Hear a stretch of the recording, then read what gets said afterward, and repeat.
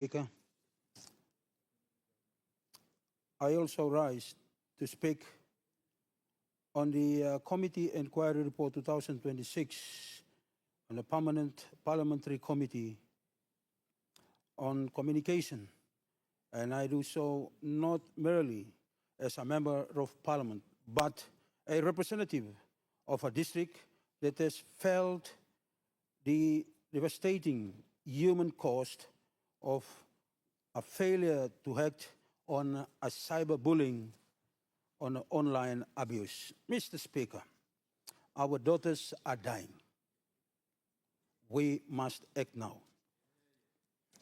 This report is not just a document of findings and recommendations, but it is a cry for help for our people, and especially our women and girls.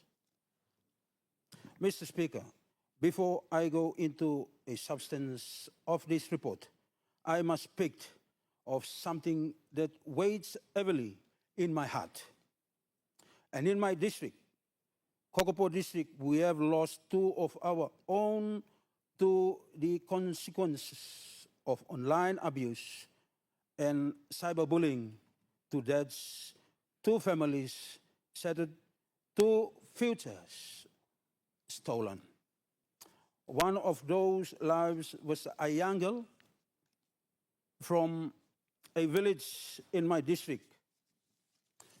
Mr. Speaker, she was somebody's daughter, somebody's sister, a young life full of promise, and she is gone.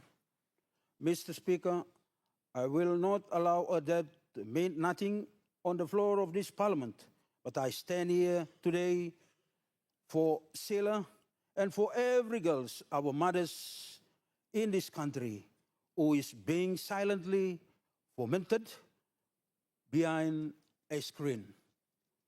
Mr. Speaker, the committee's inquiry report 2026 has clearly identified several deeply interconnected challenges facing Papua New Guinea's. Alarming finding are those that directly affected women, girls, and young people in our communities and in our beloved, beautiful country.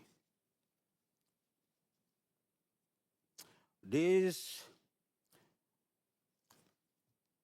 report acknowledges that one, unregulated social media use is accelerating the spread of misinformations, disinformations, and harmful online content, and young people are most exposed.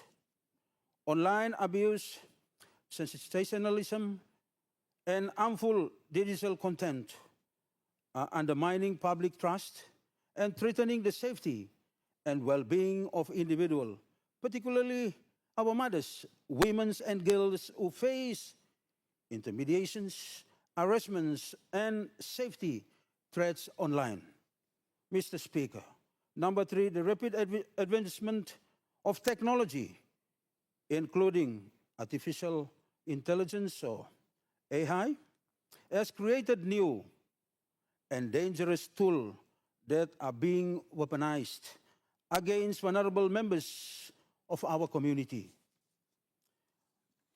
The democratic accountability and access to information are being eroded by the very platform that were meant to connect us, Mr. Speaker.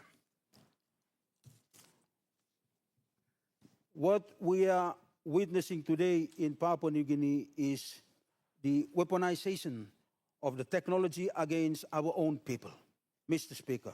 Our own women, which are our mothers, and our daughters, so the girls, are bearing the heaviest burden. Mr. Speaker, the threat of AI is generated content, deepfakes, manipulated images, and fabricate videos is now being used to humiliate, shame, and destroys reputations of women and girls in our communities and our beautiful country, Papua New Guinea. There are no abstract threats from faraway places. They are happening in our wards, in our villages, in our schools, right in our doorsteps, and of course, for example, in Kokopo, and of course, right in East New Britain, and right across Papua New Guinea. A young girl like Sheila Kalala should not have had a face such currently, but no child should and no women should. And yet, Mr. Speaker, we have an educate law to protect them. We have no educate law to protect them.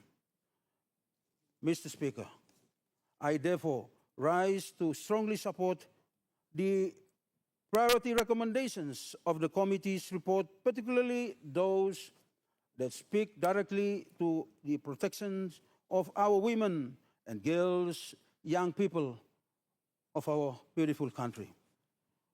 And of course, in the priority areas, enact urgent legislative reforms to safeguard the press freedom and accountability. We need laws that criminalize the use of AI content and arms individuals, especially women and children.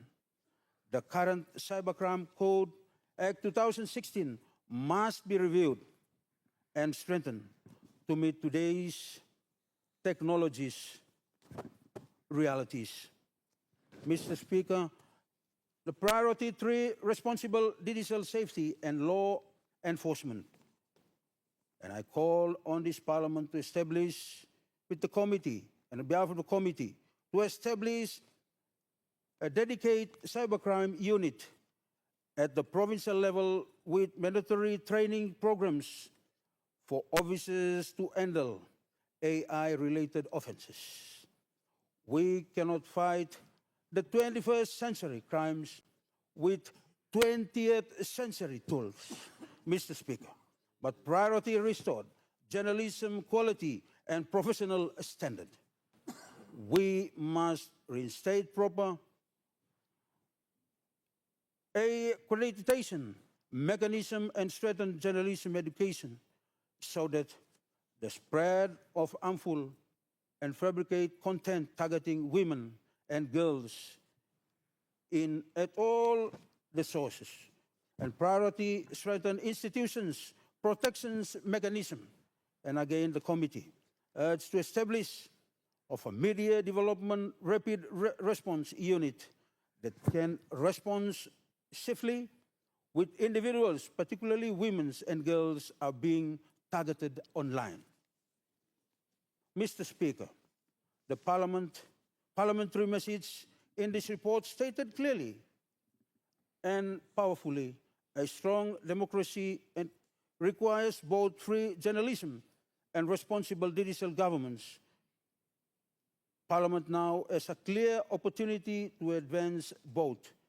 And I agree entirely, but I add this, a strong democracy also requires that its both vulnerable citizens are protected, and right now our women and girls are not protected.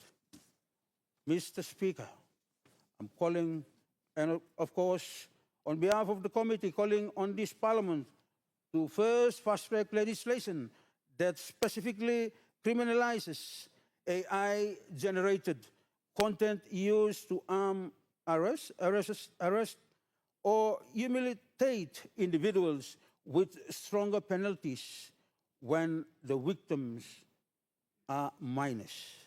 Establish a national awareness campaign beginning in our schools on responsible digital use, online safety, and danger of cyberbullying.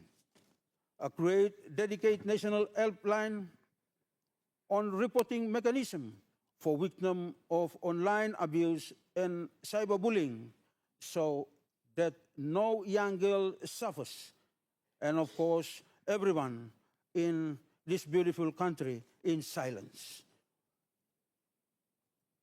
Name and remember our victims so that the deaths of young people like Sila Kalala of one of my ward in Kokopo district are never forgotten, and their passing becomes a catalyst for the change the nation desperately needs.